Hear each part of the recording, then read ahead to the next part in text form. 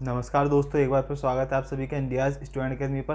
दोस्तों आज की इस वीडियो में हम फिजिक्स के न्यूमेरिकल सॉल्व करने वाले हैं और यह सभी न्यूमेरिकल दोस्तों पीएनएसटी की परीक्षा में पूछे गए। दोस्तों चाहे पीएटी का एग्ज़ाम हो या पीवीएफटी का एग्ज़ाम हो या डीएचईटी का एग्ज़ाम हो, सभी परीक्षाओं में फिजिक्स से क्वेश्चन पूछे जाते हैं और स्पेशली न्यूमेरिकल का वेटेज बहुत ज़्यादा होता है। तो चलिए दोस्तों इन न्यूमेरिकल्स को हम सॉल्व करते हैं। मैं आपको बता दूं, इन सभी परीक्षाओं के फॉर्म आ चुके हैं 2022 के लिए और अक्टूबर में परीक्षाएं हो जाएंगी। तो समय कम है दोस्तों। अगर आप फिजिक्स पढ़ना चाहते हैं, इन परीक्षाओं में जो फिजिक्स से क्वेश्चन पूछे गए पिछली परीक्षाओं में, उन क्वेश्चंस को मैं सॉल्व करा रहा हूं दोस्तों, स्पेशली न्यूमेरिकल को। तो दोस्तों आप इन परीक्षाओं की अगर तैयारी कर रहे हैं तो चैनल को सब्सक्राइब ज़रूर कर लें। चलिए पहला न्यूमेरिकल हम देखते हैं दोस्तों क्या है। पहला न्यूमेरिकल है हमारा, जब चांदी वोल्ट मीटर में 25 मिनट, कितना 25 मिनट बस मैंने यहाँ पर एज इट इज लिख दिया, ठीक है, के लिए 1 एम्पियर धारा प्रवाहित करते हैं। 1 एम्पियर तो 1.5 ग्राम चांदी जमा होती है। 1.5 ग्राम चांदी का विद्युत रासायनिक तुल्यांक क्या होगा? चांदी का विद्युत रासायनिक तुल्यांक क्या होगा? आपने दोस्तों विद्युत अपघटन के नियम तो पढ़े ही होंगे, ठीक है। जो मास होता है किसी भी इलेक्ट्रोड पर, अगर वह जमा हो रहा है, किसी भी इलेक्ट्रोड पर जमा हो रहा है, जो मास किसी भी इलेक्ट्रोड पर जमा हो रहा है वह आवेश के डायरेक्टली प्रोपोर्शनल होता है। Q इक्वल टू क्या होता है? IT। अगर आप इस प्रोपोर्शनल के साइन को हटाएंगे तो यहाँ एक कांस्टेंट Z लग जाता है। इसी को हम बोलते हैं विद्युत रासायनिक तुल्यांक, ठीक है, विद्युत रासायनिक तुल्यांक, ठीक है। इसी Z का मान हमें क्या करना है? निकालना है। M equal to ZIT। अब देखिए दोस्तों, प्रश्न में आपको यहाँ मिनट में दिया है तो मतलब ये टाइम होगा, ठीक है। हमें नहीं पता था क्या होता है, मिनट में दिया तो हमने T कर दिया। ये एम्पियर में दिया मतलब ये करंट होगा तो इसको I लिख दिया। ये ग्राम में दिया है तो ये मास होगा तो इसको M लिख दिया, ठीक है। बहुत ही शॉर्ट तरीके से दोस्तों मैं आपको न्यूमेरिकल सॉल्व करना बताऊंगा, क्योंकि दोस्तों परीक्षा में होता क्या है कि समय कम रहता है और न्यूमेरिकल की जो प्रोसीजर होती है सॉल्व करने की बहुत डिफ़िकल्ट होती है। तो हमें शॉर्ट तरीके से दोस्तों न्यूमेरिकल को सॉल्व करना सीखना होगा ताकि कम समय में हम ज़्यादा क्वेश्चन अटेम्प्ट कर सकें। तो M इक्वल टू ZIT हो गया, ठीक है। M कितना है? 1.5। Z कितना है दोस्तों? नहीं पता, निकालना है। I कितना है? 1 एम्पियर। T कितना? 25 मिनट। मिनट में है तो इसको सेकेंड में कन्वर्ट कर लो, ठीक है। 25 गुणित 60, 1.5 इक्वल टू Z। इस 25/60 को इस साइड ट्रांसफ़र कर दो, ठीक है, क्योंकि Z का मान निकालना तो यहाँ Z बस रहना चाहिए। अब दोस्तों मैं इस Z को इस साइड लिख देता हूँ और इस पूरी संख्या को मैं यहाँ पर ट्रांसफ़र कर देता हूँ, ठीक है। 15/25 गुणित 60। आप कहेंगे यहाँ पर दशमलव था। दोस्तों दशमलव को मैं हटा देता हूँ और जब हम दशमलव को हटाएंगे तो यहाँ पर एक जीरो लगा देंगे। ऊपर देखिए एक संख्या के बाद, यहाँ पर एक अंक के बाद, यहाँ एक अंक के बाद दशमलव है तो हम यहाँ एक जीरो लगाएंगे। देखिए अगर आपको लिखा है 1.25 डिवाइड बाय 341 ऐसा दिया हुआ है, अगर आप यहाँ से दशमलव हटाना चाहते हैं तो कितने अंकों के बाद दशमलव लगा? 1 2। तो ऊपर की संख्या को एज इट इज लिख दो, दशमलव हटा के नीचे की संख्या को भी एज इट इज लिख दो। ऊपर कितने अंकों के बाद दशमलव लगा है? 2 अंकों के बाद, तो यहाँ पर 2 जीरो लगा दो। अगर आपको यहाँ पर 2 जीरो लगे मिल रहे हैं और ऊपर एक संख्या है 1 2 3 4, ठीक है, इस टाइप की संख्या है, अगर आप इन 2 जीरो को हटाना चाहते हैं यहाँ से तो हटा दो, 341 को बस लिख दो और 2 जीरो को हटा दो। ऊपर की संख्या को भी एज इट इज लिख दो, लेकिन कितने जीरो थे? 2 जीरो, तो ऊपर 2 अंकों के बाद दशमलव लगा दो, ठीक है। तो मैंने आपको ये नियम भी बता दिया, ये नियम भी बता दिया।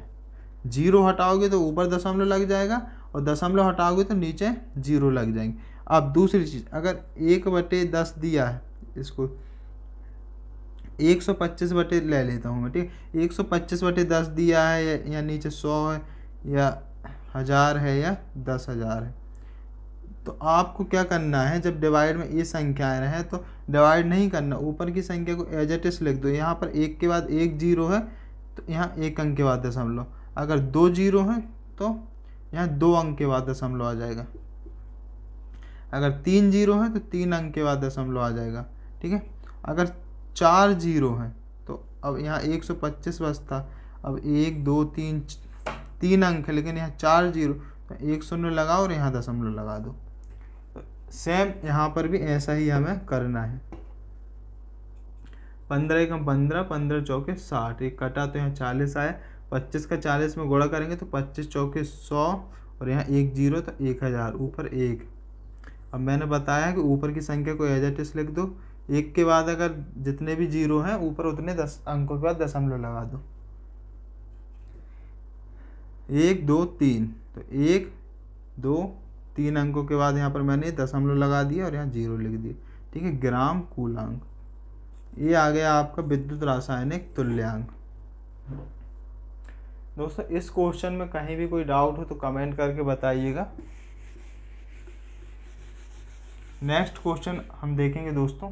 देखिए यहाँ पर आपको टी दिया था, आई दिया था, एम दिया था। आप जानते हैं M equal to Z I T होता है, तो आपने एम का यहाँ पर वैल्यू रख दी, ठीक है। एम का जो भी मान है उसको रख दिया, आई रख दिया और टी को आपके यहाँ सेकंड में रखना, तो 25 को 60 कर दिया, ठीक है। अब यहाँ पर हमें जेड का मान निकालना था तो हमने इसको यहाँ ट्रांसफ़र कर दिया, ठीक है। अब दशमलव यहाँ से हमने हटाया तो एक अंक के बाद दशमलव, तो यहाँ जीरो लगा दिया, ठीक है। यहाँ 600 हो गया, 15 से जब आप 600 को काटेंगे तो 40 आएगा, 25 का 40 में गुणा करेंगे 1000 आएगा, ऊपर एक है नीचे तीन जीरो है, तो ऊपर तीन अंकों के बाद दशमलव लगा दो, 1 2 3, ये आंसर हो गया। नेक्स्ट क्वेश्चन, नेक्स्ट है प्राथमिक कुंडली में धारा 5 एम्पियर व द्वितीय कुंडली में धारा 90 एम्पियर, तो ट्रांसफार्मर की दक्षता क्या होगी। यहाँ पर दिया है दोस्तों, जो ट्रांसफार्मर है वो 220 वोल्ट को 11 वोल्ट में कन्वर्ट कर रहा है।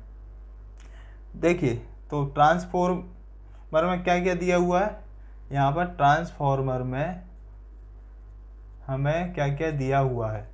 दूसरा न्यूमेरिकल हमने लिया है, आपको पता होगा ट्रांसफार्मर में दो कुंडली होती हैं। कितनी कुंडली, प्राइमरी और सेकेंडरी, दो कुंडली होती हैं, ठीक है। प्राइमरी कुंडली में वोल्टेज Vp हो जाएगा द्वितीयक, सेकेंडरी कुंडली में Vs हो जाएगा।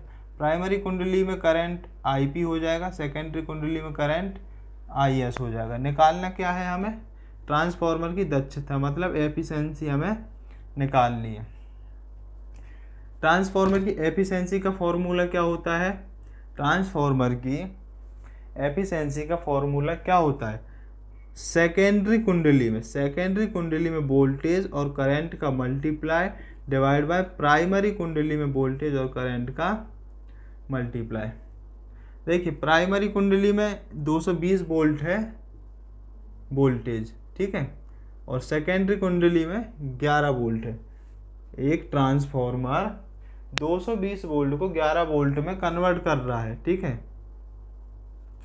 दिया है प्राथमिक कुंडली में धारा 5 एम्पियर है, कितनी, 5 एम्पियर। द्वितीय कुंडली में 90 एम्पियर है, तो आई एफिशिएंसी निकालो। Vs कितना है 11, Is कितना है 90, Vp कितना है 220, Ip कितना है 5। सॉल्व कर लो, शून्य से शून्य कैंसिल, 11 एकम 11, 11 दूनी 22, ऊपर क्या बचा आपका, यहाँ पर सिर्फ 9 बचा, तो इसको मैंने 9 लिख दिया। यहाँ पर क्या बचा, सिर्फ 2 बचा और 5 बचा, ठीक है। 5 दूनी 10, नीचे एक जीरो, मतलब ऊपर की संख्या को एज इट इज लिखो। एक जीरो के यहाँ एक जीरो है, मतलब ऊपर एक अंक के बाद दशमलव लगा दो, 0.9, ठीक है। ये आ गई ट्रांसफार्मर की एफिशिएंसी। अगर आपको इसको परसेंटेज में निकालना है तो यहाँ पर 100 का मल्टीप्लाई कर दो तो ये परसेंटेज में आ जाएगा, कितना आ जाएगा 90%, 90%। नेक्स्ट क्वेश्चन है हमारा, LCR में L 1 Henry, C 25 microfarad, R 1 ओम है, तो विशेषता गुणांक बताइए। विशेषता गुणांक बताना है, LCR का क्वेश्चन है। विशेषता गुणांक क्या बताना है हमें, विशेषता गुणांक। LCR परिपथ दिया है, L दिया है दोस्तों 1 हेनरी, C दिया है 25 माइक्रोफैरड, 25 माइक्रोफैरड, और R दिया है 1 ओम। ठीक है, देखिए माइक्रो को हटा दीजिए, माइक्रो कितना होता है 10⁻⁻6, तो ये हो गया 25 × 10⁻⁻6 फैरड। अब देखिए विशेषता गुणांक क्या होता है दोस्तों, विशेषता गुणांक इसको हम Q से डिनोट करते हैं, और ये होता है आपका 1/R√L/C। R कितना है, R कितना है, प्रतिरोध 1, L कितना है 1, C कितना है 25 × 10⁻⁻6। ठीक है, बाहर 1 है, कोई मतलब नहीं इस 1 का, इस 1 का कोई मतलब नहीं, चलो यहाँ पर नहीं लिख रहा हूँ मैं। ठीक है, यहाँ से 1 बाहर आ जाएगा, इस रूट से हम बाहर निकालते हैं। ठीक है, 1 बाहर आ गया, यहाँ पर देखिए कितना है 25, 25 का रूट कितना होता है 5, यहाँ पर 10⁻⁻6 है, 10 कितनी है -6। ठीक है, अब जब देखिए अगर ये होता आपका 10⁻2 होता, या फिर इसको हम बोल दें 100 होता, और इस पर रूट लगा हो, तो ये क्या हो जाएगा, जब कोई भी संख्या इस रूट के अंदर 2 बार लिखी हो, घात 2 घात का मतलब 2 बार, इस 100 का रूट क्या होगा, इस 100 को आप 10⁻2 लिख सकते हैं ना, इस 100 को 10⁻2 लिख सकते हैं। चलिए ऐसे समझते हैं इसको हम, ये 100 लिखा है, इस 100 को 10 × 10 लिख सकते हैं, और 10 × 10 2 बार है, मतलब 10⁻2 लिख सकते हैं। अगर दोनों साइड आप रूट लगा दें, दोनों साइड आप रूट लगा दें, और कोई भी संख्या इस रूट के अंदर 2 बार हो, कितने बार हो 2 बार हो, तो बाहर कितने बार लिखी जाती है 1 बार। तो इस 100 का रूट क्या हो गया 10, या आप यूं कहें कि 10⁻2 का रूट क्या हो गया 10। अगर यही घात 10⁻6 हो जाए, मतलब 10 कितनी बार है अंदर 6 बार, 1 2 3 4 5 6। ठीक है, 2 बार 2 के पेयर बन गए, ये 2 बार को हमने 1 बार बाहर लिख दिया, इस 2 बार को 1 बार बाहर लिख दिया, इस 2 बार को 1 बार बाहर लिख दिया। ठीक है, 10 × 10 × 10 मतलब 10⁻3। ठीक है, तो यहाँ पर क्या हो जाएगा, यहाँ 10 कितनी बार है 6 बार है, जब 10 6 बार हो तो 2 के पेयर बनेंगे। ठीक है, कितने के 2 के, तो बाहर कितनी बार आ जाएगा 3 बार, 3 पेयर बनेंगे। कैसे निकालोगे, इस 6 में 2 का भाग कर दो, 3 आ गया, मतलब 3 पेयर बनेंगे 10⁻3। ठीक है, या फिर ऐसे 10 × 10 करके निकाल लो, ऐसा आ जाएगा। ठीक है, माइनस में था तो ये माइनस में रहेगा। अब दोस्तों यहाँ पर एक और समस्या आ गई, समस्या ये आ गई कि ये माइनस में है।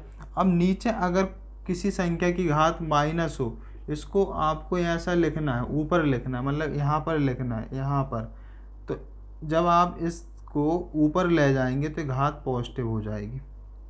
जैसे 2/10⁻2 दिया है, इसको लिख सकते हैं अपन 2 × 10⁻2। ठीक है, अगर इस लाइन के ऊपर कोई घात दी है, ठीक है, ये आपका a⁻2 है, और ये नीचे है b⁻2। अगर आप इस a⁻2 को नीचे ले जा रहे हैं और b⁻2 को ऊपर ला रहे हैं, तो चिन्ह क्या होंगे, ये जो घात है इस घात के चिन्ह चेंज हो जाएंगे।